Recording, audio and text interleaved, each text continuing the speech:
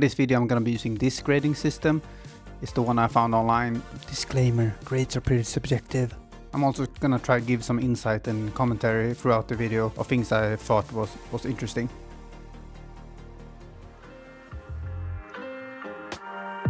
In the beginning of the year I found this 6C+, which was in my style of climbing.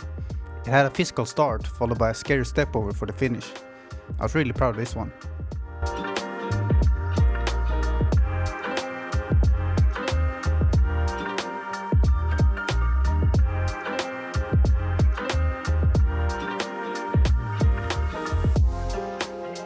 I had set my yearly goal to be able to climb 7A, but this took a turn when I later in the month was able to do a 7A with a hard sloper mantle followed by a more hip intensive upper part. In hindsight this might be a softer 7A.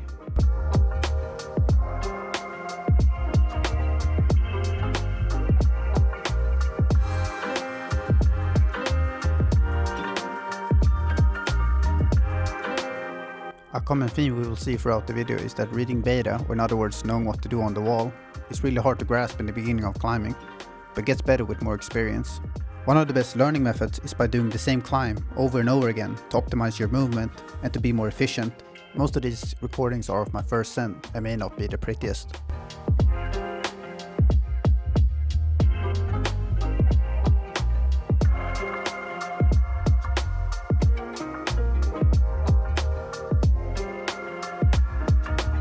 In March I was able to do my second 7A, but I couldn't figure out the middle section, so I used my knee, which wasn't ideal but it got the job done. One of the most prominent aspects of climbing is its community.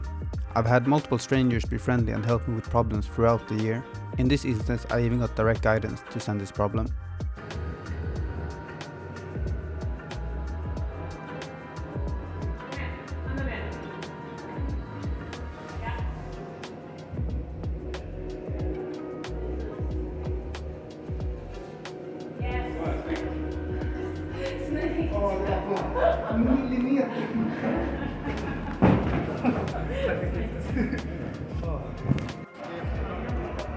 In hindsight I can say this send is not valid, but it made for a fun climb.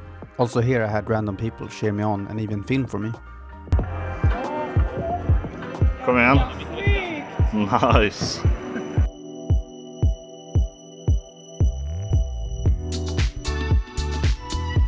One thing about me is that I'm very afraid of heights. This was one of my first time top rope climbing.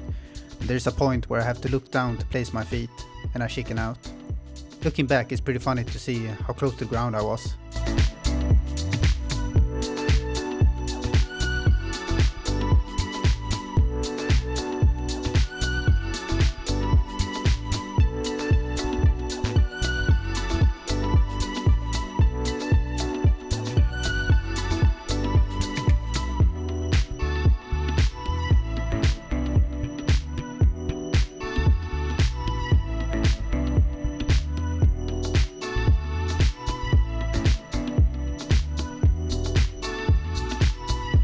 Around this time I realized I didn't have that much footage, so I went through a bunch of different problems at different grades to have more to look back on.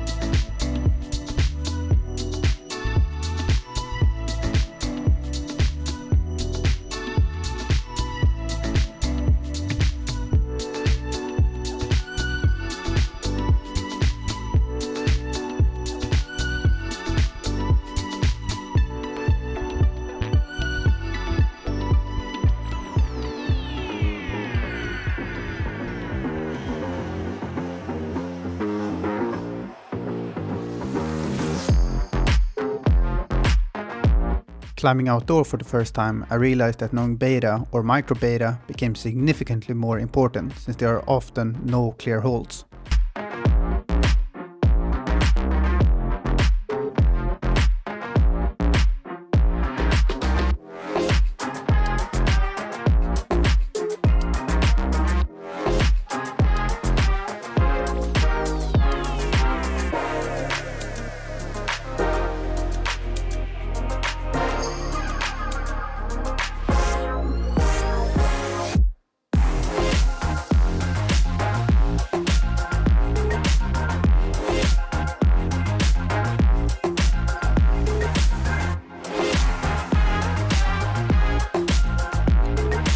One of the best ways I found to practice footwork is to climb overhang and try to maintain tension throughout the body to not cut feet.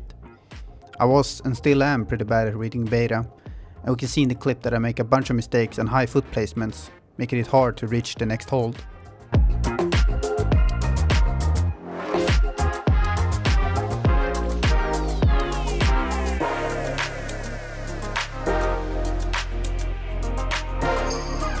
That is a face of disgust.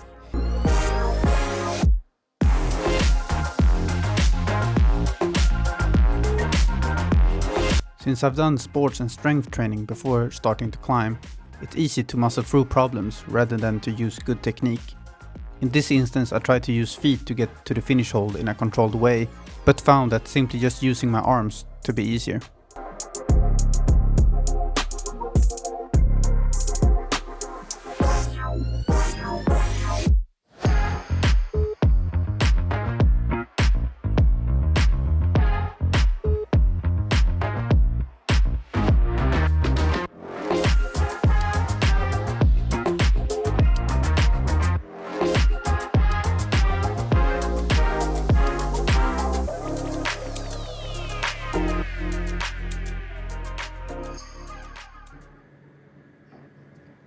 Där ja, direkt. Kom igen nu. Där har du kommit. Yes, kom igen andra också. Nice! Yay! Nu har vi båda. Ja. Nej! Yes, kom igen. Nu är det din tur. Ja.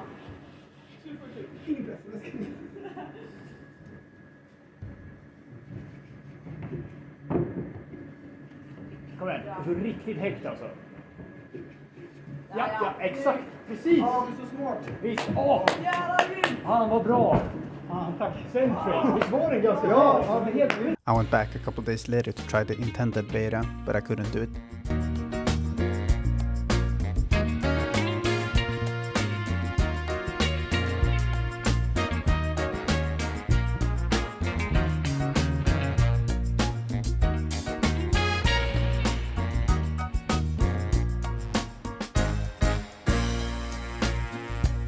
This was my overhang project for a couple sessions that had a tricky end section.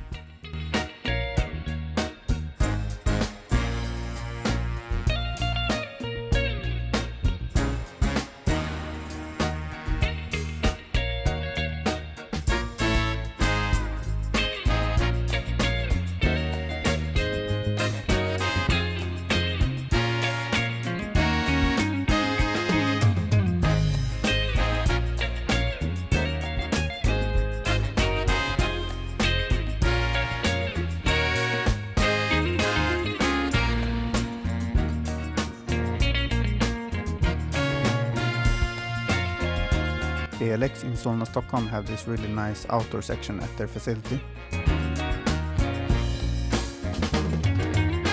I had problems with the beginning section of this problem, but I had an idea to dynamically go up the start.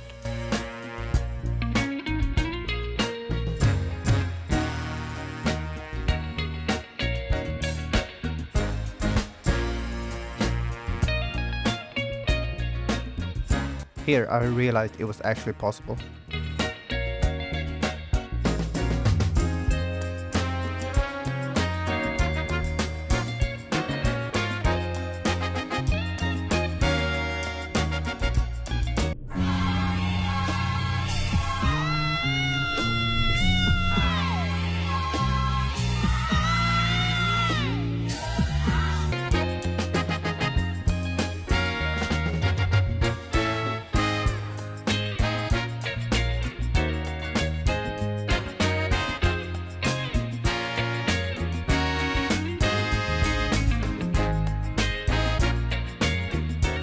met two guys there while climbing, and we talked about different betas, as well as cheering each other on.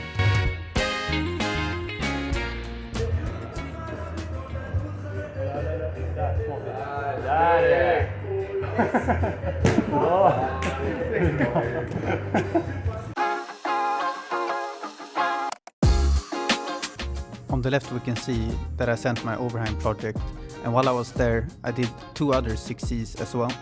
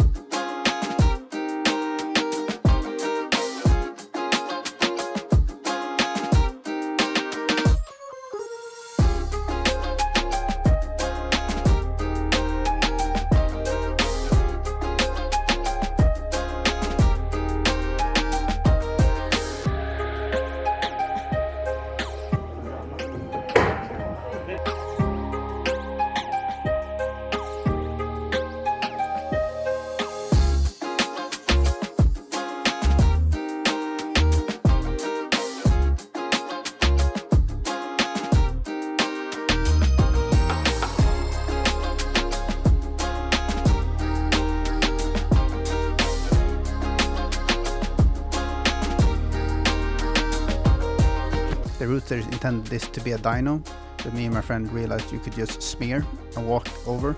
The router saw us do this and changed the grade from 6C to 6A.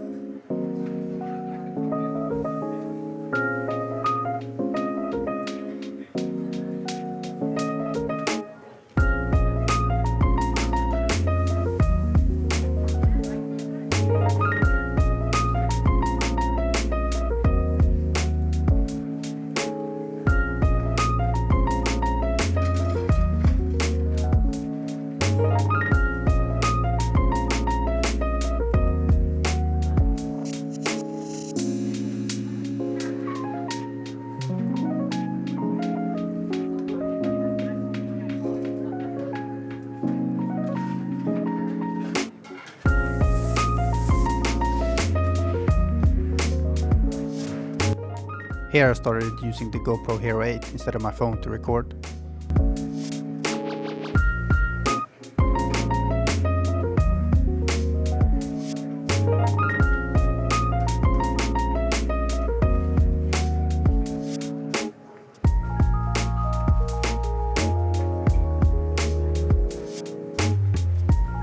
Sometimes new climbers don't know all the rules, and that's fine. I try to have understanding for new climbers.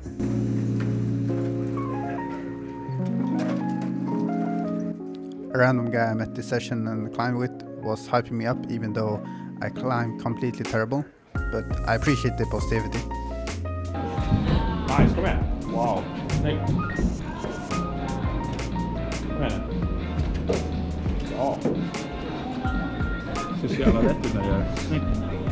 I wanted to record this 6A plus because it had a really cool move where you let yourself swing out from the wall and you catch yourself with the back foot.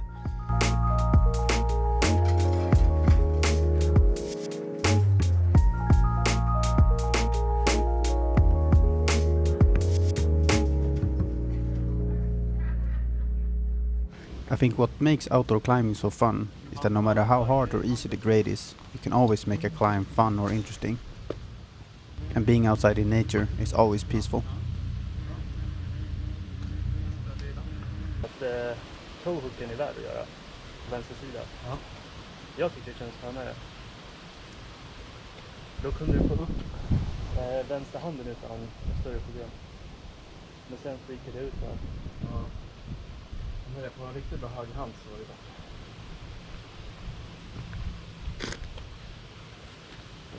Nice. Oh yeah. Oh yeah.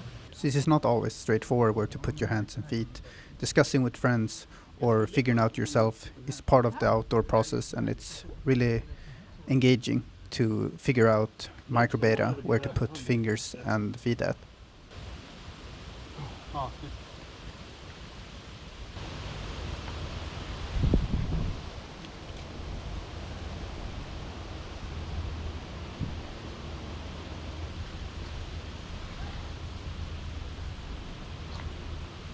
Weird. Oh, nice.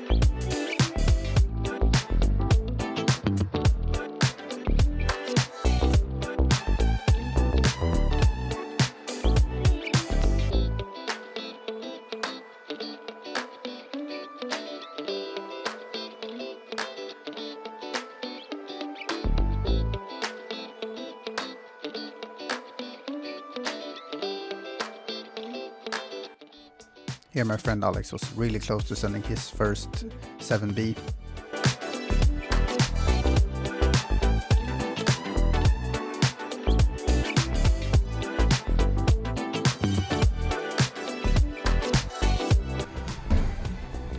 Snyggt! Upp med hälen där. Oh. I had problem doing the first move since I couldn't reach the right hand, so I decided to do it in two parts.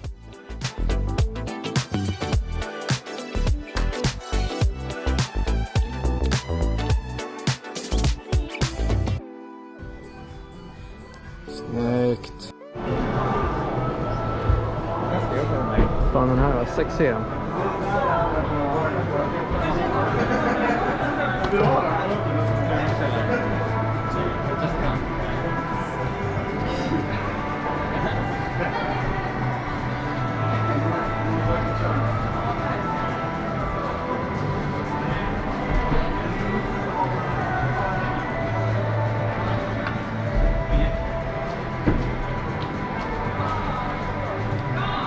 Jag tror att han är Magnus Nickberg, jävla wannabe.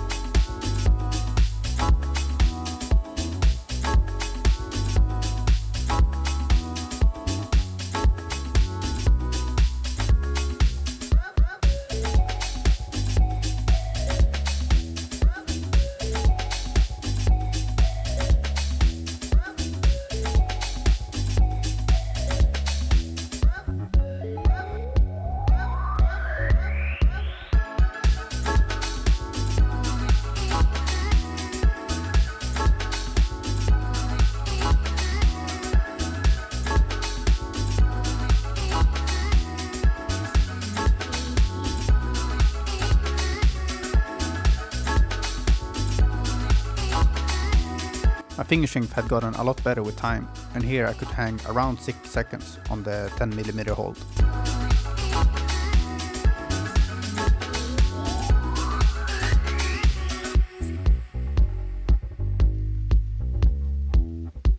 Sometimes I'll try grades way above my skill level just to see if I can do maybe 1 or 2 moves. This edge was really sloped, making it hard to stay on after you pass with your hips. So I tried it from the jug right above the starting hold.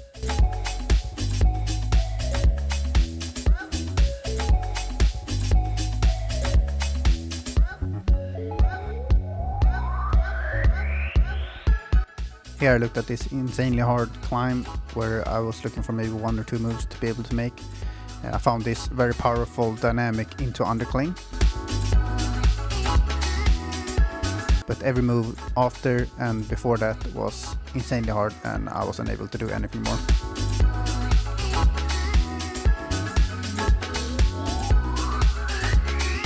One of my favorite style of climbing is slab climbing, since it focuses mostly on technique and balance rather than finger strength. The downside is that there is a greater risk of injury while falling or getting scrapes and bruises.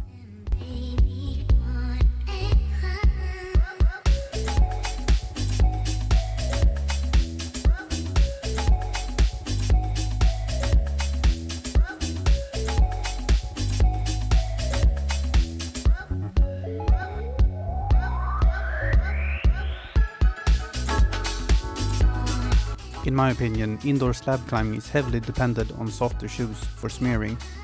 It's still possible in stiffer shoes, it just won't be as easy.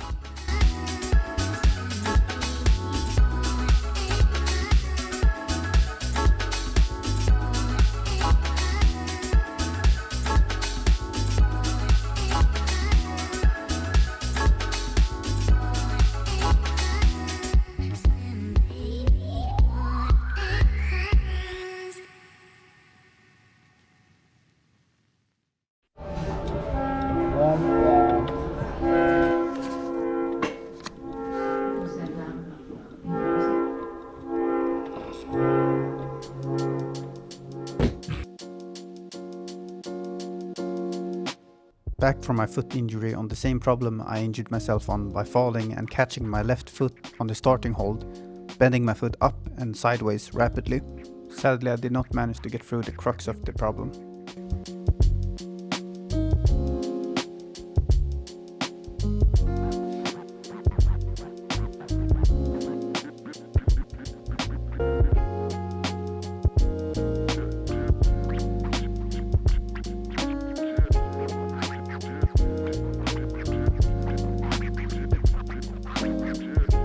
This This was an odd one. I was trying the second part of the problem when a random guy flipped my camera over with intention. I think it's better to confront others than to act in pettiness. You might notice that I have tape over my hand, and that is because I ripped my skin, since during my injury I didn't regularly sand down my hands, and when I got back I had thick patches of skin that ripped under the pressure.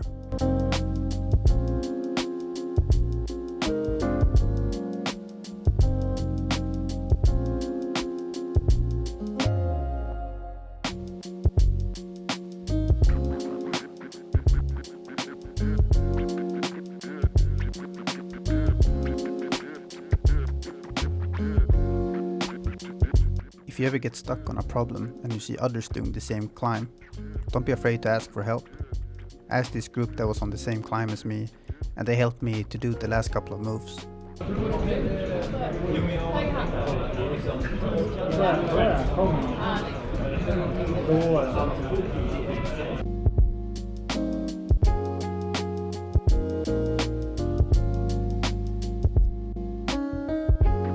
On Halloween, BLX had an event, and there was this body problem in which two climbers grab each other to be able to progress throughout the climb.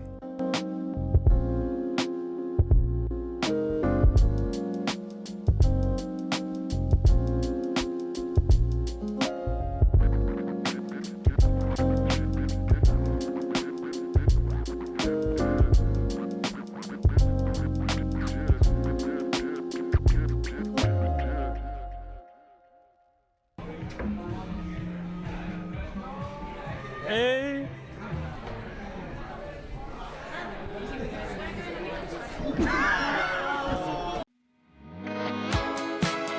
I think this is one of the biggest grade downgrades I've seen, and I assume it's because the route setter didn't think about the arête, or in other words the corner of the wall, while grading the climb.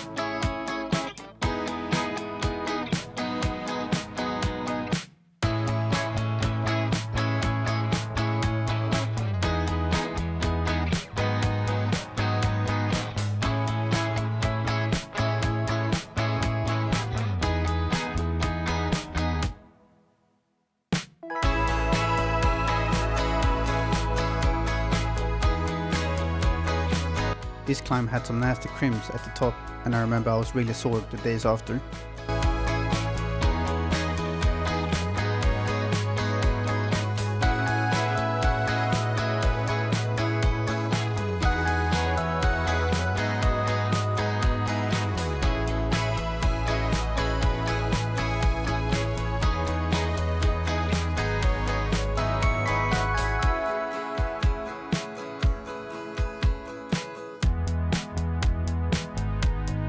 This is probably the boulder I've given most attempts on this year, and it was really frustrating since it was just one move away and the rest was fine. I thought that if I ever were to climb a 7B, this one had to be it.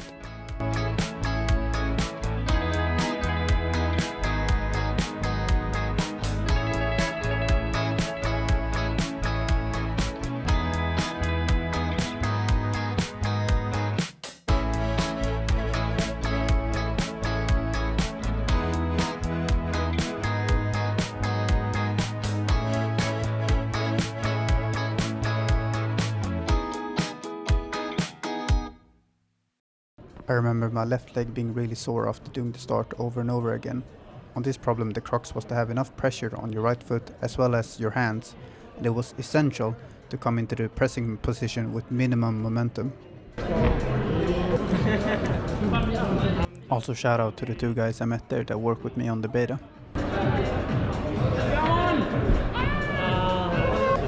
It's like an atom, like I don't know, uranium or like. I know what the isotope is, but how does that find over? Like, because to it you attach like an antibody. Come on! Yes.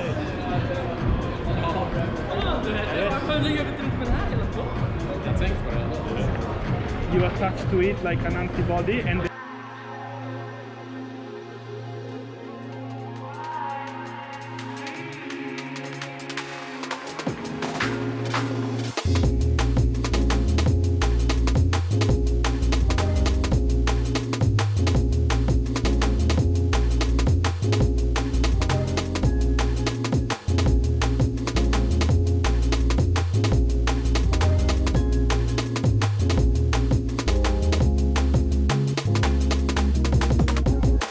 Around this time is when I bought new shoes and decided to try stiffer shoes again.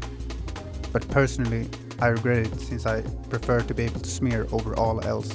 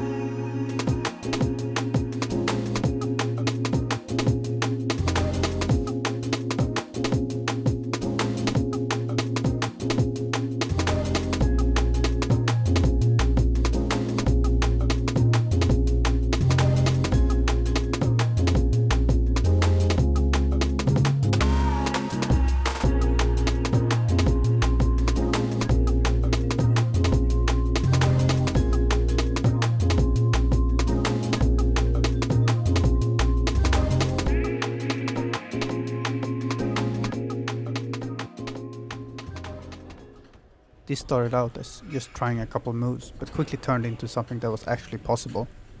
The beginning is very physically demanding, and the angle of the wall makes keeping tension important to be able to stay on the wall.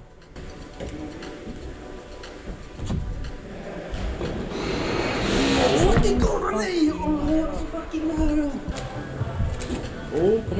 kom igen. Åh, så fucking nära!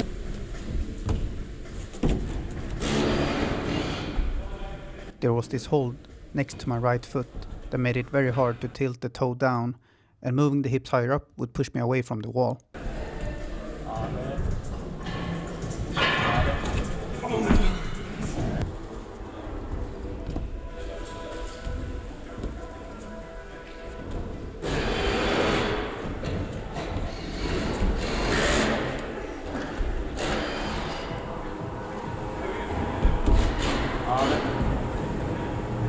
As I moved up for the next hold, my tension in the feet was too low, making me swing out from the wall.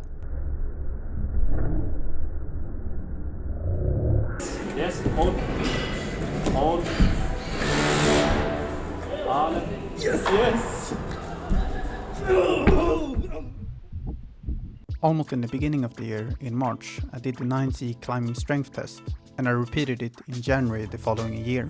The first test is to hang on a 20mm edge for 5 seconds. In this case, 140% means 40% of your body weight is added as extra weight. The second test is a max pull-up for 1 repetition, and you get points correlating to different percentages of extra added weight during the test. The third test is a core strength test, and I could in the beginning and now do more than 20 seconds of an L-sit. The front lever on the other hand is the only exercise I actually trained for during the later part of the year, but my hips are still not completely straight, so I did not count it for the test. And the fourth and last test is a dead hang from a bar, and I don't know if I'm alone on this, but my skin hurts like crazy after around 30 seconds, and I cannot stand the skin pain I get from this exercise. If anyone got any tips for this, please comment below. The results from these tests suggest that the highest grade I should be able to climb was in the beginning of the year 7B and now 7C+. These tests isn't an exact science, but rather just a fun comparison. I recently started doing light finger strength training on a portable hangboard almost every day, and I feel as I have made faster progression doing this. I've noticed to be careful not to load the fingers too heavily, since that leads to fatigue and weakness instead. When it comes to shoes for beginners, I would suggest to get any pair of shoes that you think are comfortable, but with that in mind, try to get a pair that has rubber on the heel and if possible rubber on the top of the shoe for learning heel and toe hooks. My first shoes, the La Sportiva Zenit, had no rubber and instead just hard plastic for a heel, making it almost impossible to heel hook anything. Compare that to my favorite pair of shoes, the Madrock HV Drones, which have a bigger rubber patch on top of the shoe for toe hooks as well as a defined rubber edge on the heel. My personal opinion is that softer shoes are more fun to climb in since they allow you to smear, an essential part of indoor climbing, but if you are afraid to wear down your shoes or want more stability, go for a stiffer shoe. My favorite chalk has to go to Magda's, since it stays longer on my hands and has a very fine powder compared to other brands I've tested. If you ever plan on visiting Stockholm, you might wonder where to climb. Here are my recommendations. Go to either BLX in Solna or Momo in Skrapan if you enjoy comp style or a somewhat different style of route setting compared to other gyms. Visit Gasverket for their cool facility that have preserved a lot of the old factory and machines that existed before the climbing gym. If you are looking for a more hardcore and old school type of climbing gym, I suggest visiting Bouldering Stockholm near Globen. Not only does it have a personal touch to it, but also have some very different rules and holds compared to other gyms. There was even a couple of climbs with real rocks as holds. And if you want most value for your visit, then the biggest facility is Klättercentret in Telefonplan. They have an insane amount of bouldering walls, as well as lead, top rope and autobelay routes. During the year I did almost only bouldering for 2 to 3 times a week, where I mainly climbed the problem set on the walls. I always do fingerboarding before and after every session. And lastly, I wanted to have fun with the sport and mainly did what I thought was fun or challenging for me. I think it's important to enjoy the sport in order to stay motivated. The biggest lessons I took away from this year was to not respect the grades. Grades are meant to roughly estimate how hard a climb is, but your strengths and weaknesses will play a part of that evaluation. So don't be afraid to try any climb, no matter what the grade is. Comparison is the thief of joy. Focus on your own achievements and goals, instead of comparing yourself to others. At the end of the day, this is a hobby meant to bring joy. And lastly, consistency is key. If you want to evolve faster or see results, you have to be consistent and not exclusively train extremely hard every session, but train often and varied. That summarizes my experience for the year, and I hope to continue to progress and evolve as a climber for many more years to come. And to everyone that made it through the whole video, thanks for watching.